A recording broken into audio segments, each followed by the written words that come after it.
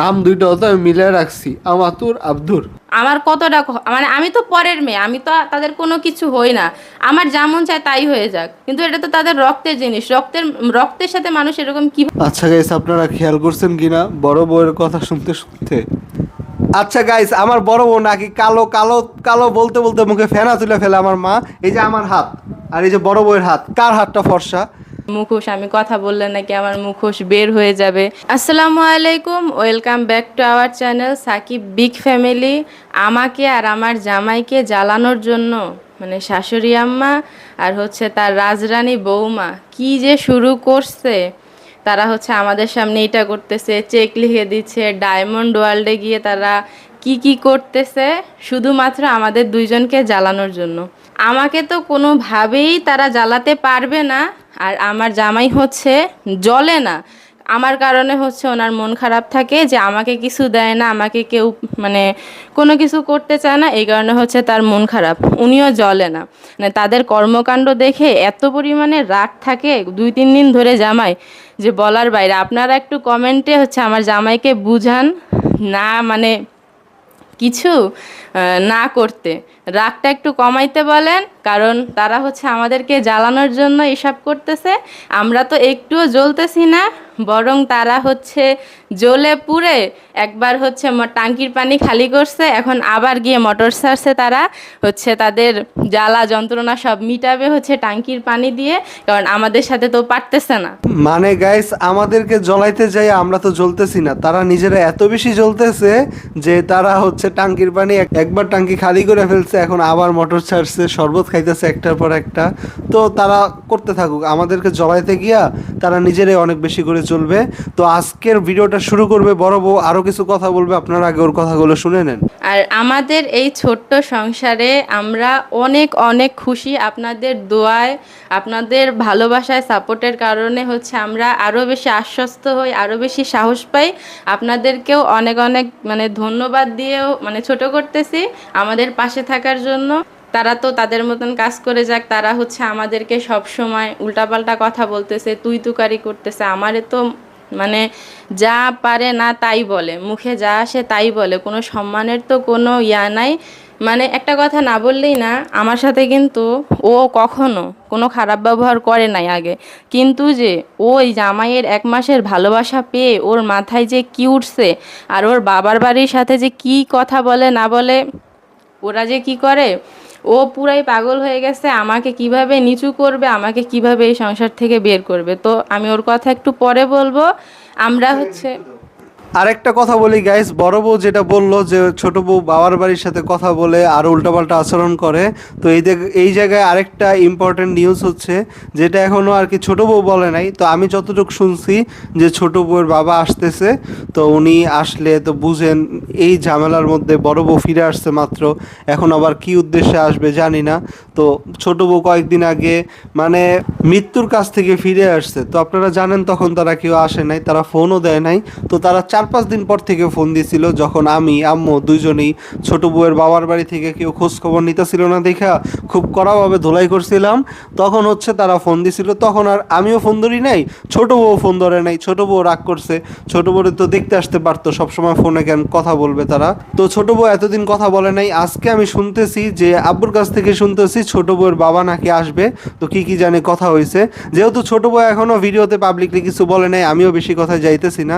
তো এখন উনি যদি আসে, আচ্ছা আগে ছোট বউ আপনাদেরকে জানাক, তারপরে আমি বিস্তারিত কথা বলবো। এখন একটু বলে দিলাম আর কি, আমি আব্বুর কাছে শুনছি যে ছোট বউয়ের বাবা নাকি আসতেছে, ছোট বউয়ের বাবা মা দুজনই নাকি আসতেছে। তো এখন আর কি মানে বলতে হয় না এইভাবে, বাসায় মেহমান আসবে সবই আল্লাহর নিয়ামত। তো এখন হচ্ছে আমার হচ্ছে বিপদের উপরে বিপদ। মানে ঘুরাইয়া পেঁচাইয়া বলার কিছু নাই, তারা যখনই আসে, তাদের বাবার বাড়ির লোক যখনই আসে একটানা একটানা ঝামেলা করেই, আরও ও হচ্ছে আরও ঝামেলাগুলা বাড়ায়, আগুনের ভিতরে ঘি ডাইলা, এটা কোনো মানে লুকাছুপির কিছু নাই। আর একটা কথা না বললেই না, ওরা হচ্ছে আমাদেরকে অপমান করে, অপমান কইরা আবার আমাদের কাছ থেকে উত্তর জানতে চায়। আমি হচ্ছে কি বলে শয়তান, আমার মুখোশ, আমি কথা বললে নাকি আমার মুখোশ বের হয়ে যাবে। তো আমি অনেক দিন ধরে ভিডিও করতেছি, টুকটাক আর কি আসতেছি। আমি ওরকমভাবে অনেক 7 মাস ভিডিও করি নাই, তো আমার একটু আসতে আনকমফোর্টেবল লাগতেছে। এই কথা বলতেছি, কথা বলার ভিতরে কিন্তু মাঝে মধ্যে কাঁপতেছি। তো এটা হচ্ছে ভিডিও না করার কারণে। তো আমি অনেক কিছুই বলার থাকলে মানে বললে ওদেরকে বলতে পারতাম, কিন্তু আমি কিন্তু কোনো কিছুই তাদেরকে বলি নাই। আমি আমার মতো থাকি, আমি ঝামেলা এড়াইয়া চলতে চাই। ওরা হচ্ছে বারবার প্রশ্ন মানে ছুঁড়া তোলা, আমি কেন কথা বলি না, আমি কেন ঝগড়া করি না। তো আমি ওদের মতন ওরকম বাজে ঝগড়ার ভিতর কখনোই যাব না। আমি জাস্ট ওদেরকে সুন্দর সুন্দর আমি কিছু একটা নাম ঠিক করছি। একজন হচ্ছে কোটিপতি শাশুড়ি, আর হচ্ছে তার রাজরানী বৌমা। আমার কোটিপতি শাশুড়িকে নিয়ে আগে শুরু করব, কারণ উনি হচ্ছে প্রথম থেকেই আমার গায়ের রং আর আমার ফ্যামিলি ব্যাকগ্রাউন্ড হচ্ছে নিয়ে তার একটু প্রবলেম আছে প্রথম থেকেই, কিন্তু তখন ইনি প্রকাশ করেন নাই।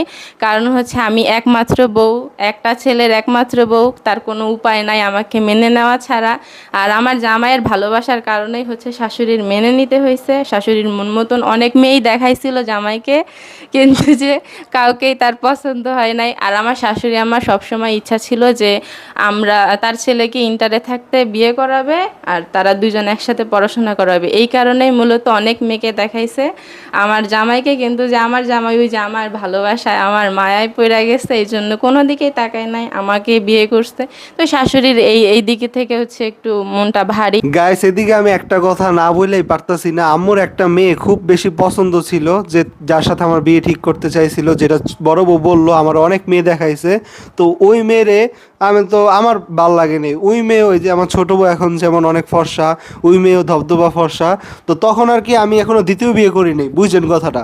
বড় বউরে বিয়ে করার আগেই হচ্ছে আমার মেয়ে দেখাইছিল।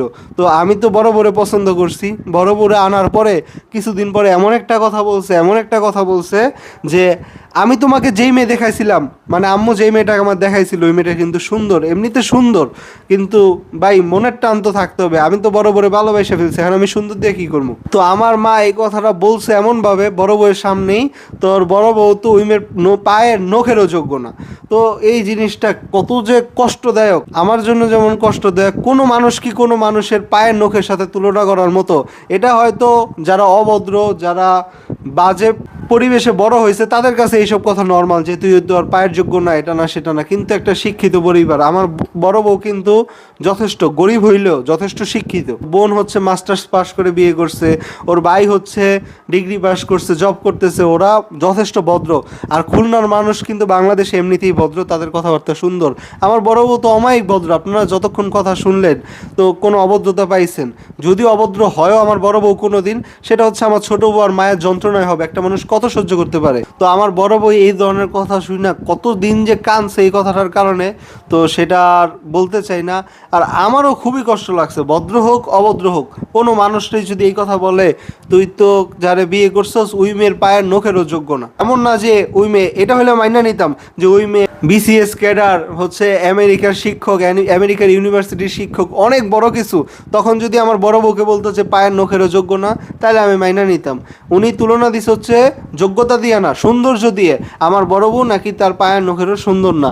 এই কথা শোনার পরে মানে কেমন মেজাজটা গরম হয়েছে, আর কিছু বলতে চাই না। বড় বউয়ের যেই মিষ্টি চেহারা, মাশাল্লাহ।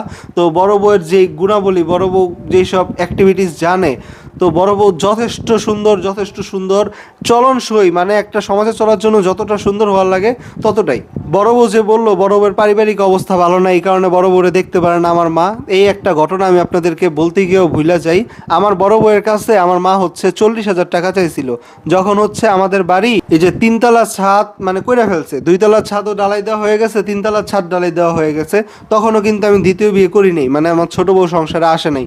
তখন আমার মা বড় বউয়ের কাছে 20,000 না 40,000 টাকা চাইছিল, যে বড় বউ তোমার বাবার বাড়ি থেকে 40,000 টাকা আইনা দাও। দেখেন আমার মা কিন্তু লাখ লাখ টাকা খরচ করে ফেলছে 2তলা ছাদ ডালাই, 3তলা ছাদ ডালাই দেওয়ার, ছাদ ডালাই কিন্তু সবচেয়ে বেশি খরচ।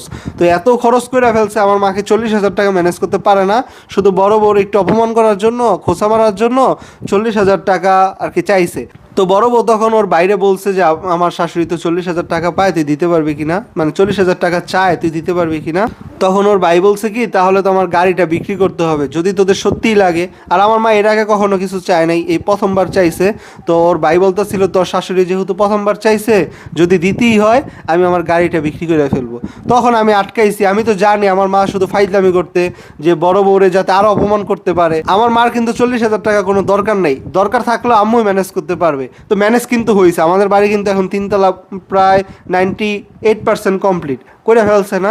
বড় বউয়ের টাকার কোনো দরকার পড়ছে পড়ে নাই, কিন্তু শুধু শুধু বড় বউরে অপমান করার জন্য দিচ্ছে, কারণ বড় বউয়ের পরিবারের জন্য 40,000 টাকা দেওয়াটা একটু চ্যালেঞ্জই। বড় বউয়ের মাকে ফোন দিয়া বলছি টাকা দেওয়া লাগবে না, তো পরে আর তারা টাকাটা পাঠায় নাই। কিন্তু আমার মা তো ধইরা রাখছে, ওই খোটা আমার মা আজ পর্যন্ত দেয়। ভাগ্য ভালো এখন পর্যন্ত হয়তো ভিডিওতে বলে নেই, ভুলে গেছে যে 40,000 টাকা চাইছি, 40,000 টাকা দিতে পারলো না। ঠিক আছে, বড় বউরে এই আর্থিক অবস্থা নিয়ে একটার পর একটা খোটা দিতেই থাকে।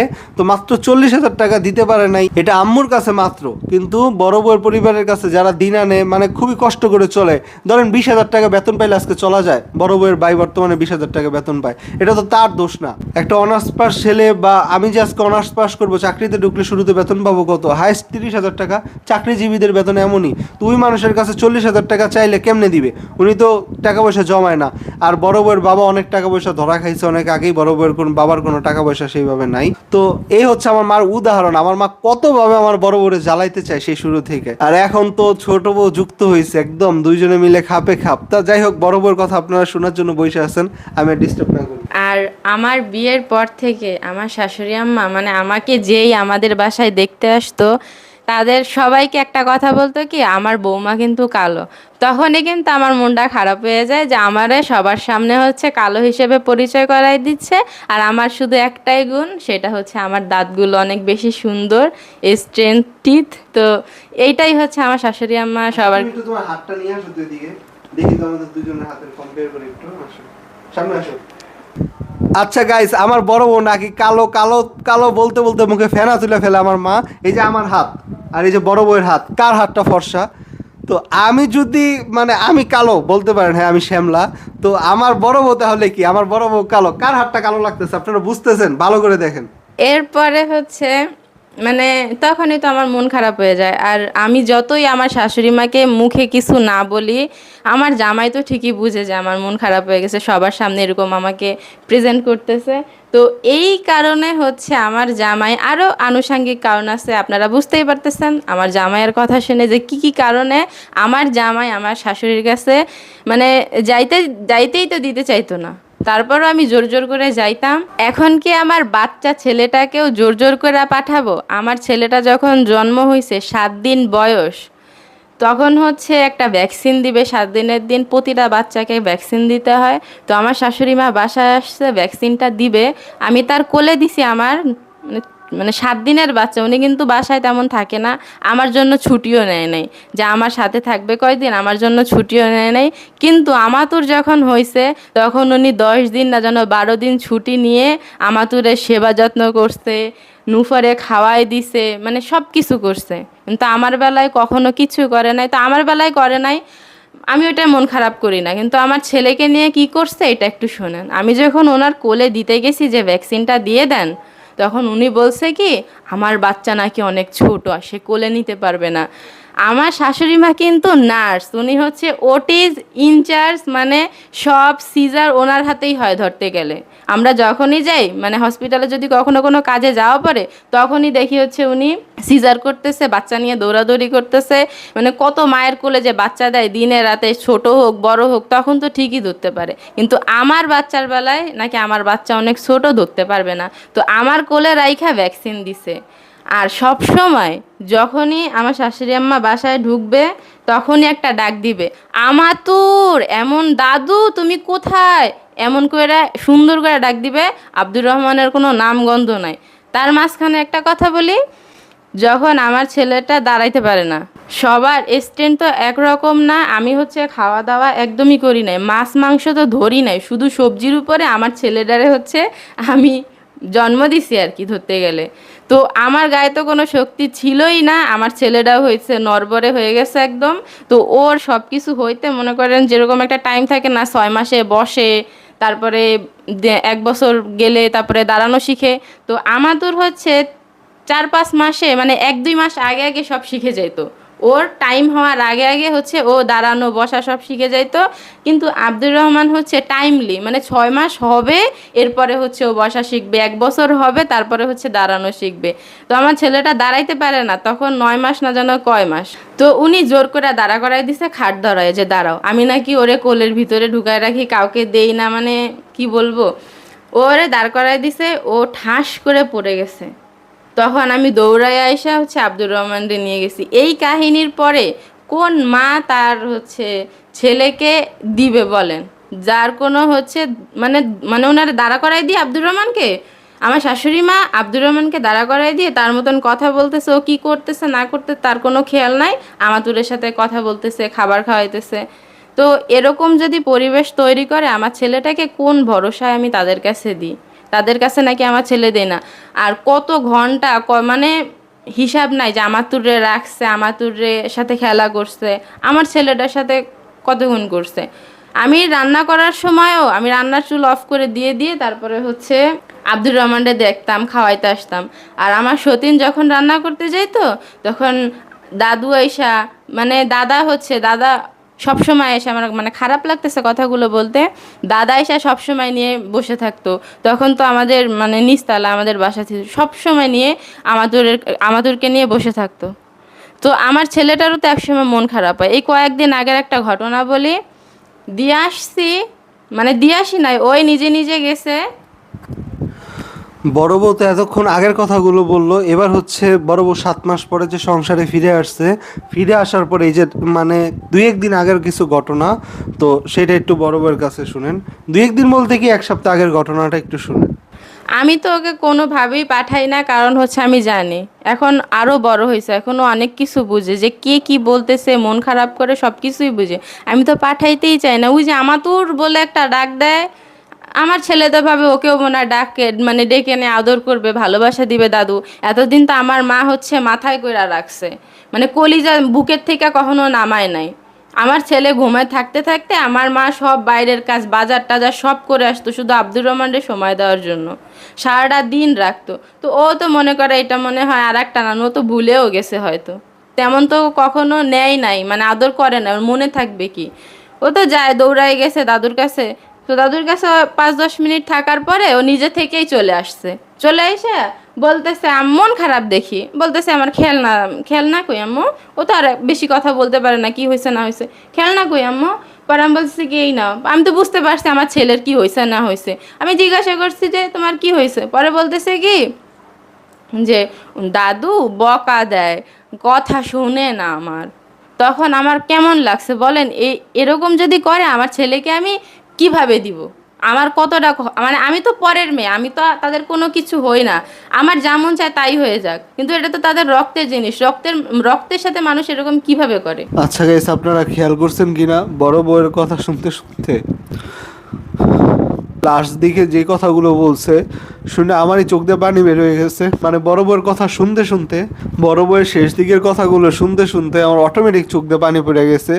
বিশেষ করে ওই লাইনটা, যে আমার মা বা ছোট বউ যখন যেই আমাতুর বলে ডাক দেয়, তখন আব্দুর রহমানও দৌড়ে যায়। আব্দুর তো ভাবে যে আব্দুরকে আদর করবে। বড় বউ যে কথাটা বললো, আব্দুর তো সহজ মনে যায়, নাম দুইটাও তো আমি মিলিয়ে রাখছি, আমাতুর আব্দুর।